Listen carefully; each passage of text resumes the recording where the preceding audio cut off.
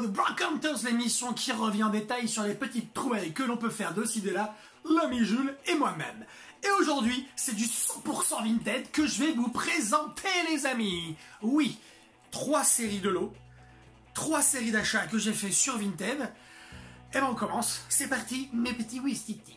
Le premier achat que j'ai fait, un tout petit achat, c'est un achat que je fais suite à une longue réflexion que j'ai sur mes lectures et sur l'univers Marvel en particulier, puisque, comme vous pouvez le savoir, je ne suis pas forcément un grand connaisseur de l'univers Marvel, même si grâce à Jules, et puis maintenant grâce à des copains comme Jay, comme Dramoon et comme Spider-Man, j'en sais un peu plus sur l'univers Marvel et sur les personnages qui le composent.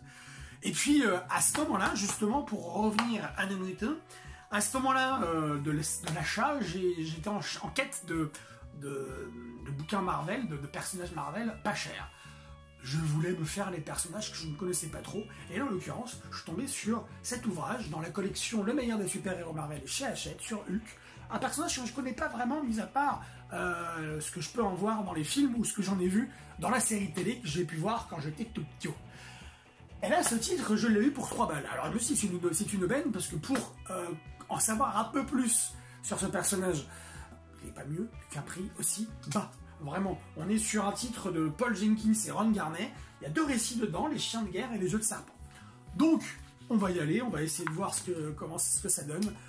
Il y a du vert, forcément. Il y a beaucoup de vert. On est sur du Hulk. Le deuxième lot que j'ai acheté sur Vinted, c'est un lot composé de 3 comics pour le modique somme de 6 €. 6 €, 3 comics qui sont quasi neufs. Et le premier comics, c'était The Punisher, tome 1, de Clunan et Dillion, dans la collection 100% Marvel chez Panini. Alors on est sur du Steve Dillon typique, vraiment. C'est vraiment ce que j'aime. J'ai kiffé la lecture du Punisher de Dillon en Marvel Icons, pardon. Je suis fan absolu de cet artiste, vraiment, j'adore ses dessins. Et ce titre, je l'ai acheté bien avant de procurer les Marvel Icons de Garcenis, Robertson, etc. Jason Aaron. Le deuxième comics de ce lot de 3, les Avengers, dans toujours la collection Le meilleur des super-héros Marvel chez Hachette. Là, on est sur les Avengers de Kurt Busiek et George Perez. Donc, on est sur du bien, sur du bon, quoi. On est sur du classique, j'ai envie de dire. C'est ce genre de dessin aussi que j'aime beaucoup. Vraiment. On y est. Je vais essayer de m'y faire. Ça fait partie aussi des équipes, des personnages que je ne connais pas trop. Les Avengers, je connais les films, etc. Je connais certains des membres des Avengers assez bien. Par exemple, Captain America, j'adore vraiment ce personnage. Thor, etc. Donc on est sur un titre qui fait partie de ce lot à 6 €. Et le troisième titre, c'est Spider-Man, Straczynski Romita Jr. Est-ce que ce titre va me réconcilier avec le personnage de Spider-Man que je n'aime pas vraiment beaucoup? J'aime bien l'univers qui est autour, mais je suis pas fan de ce personnage. Est-ce que ce titre va me réconcilier avec Spider-Man? Je vous le dirai peut-être dans une prochaine vidéo. En tout cas, je suis content puisque ce lot à 6 €, pardon, est vraiment une aubaine pour un gars comme moi qui cherche à en savoir un peu plus sur les personnages Marvel. Et le dernier lot,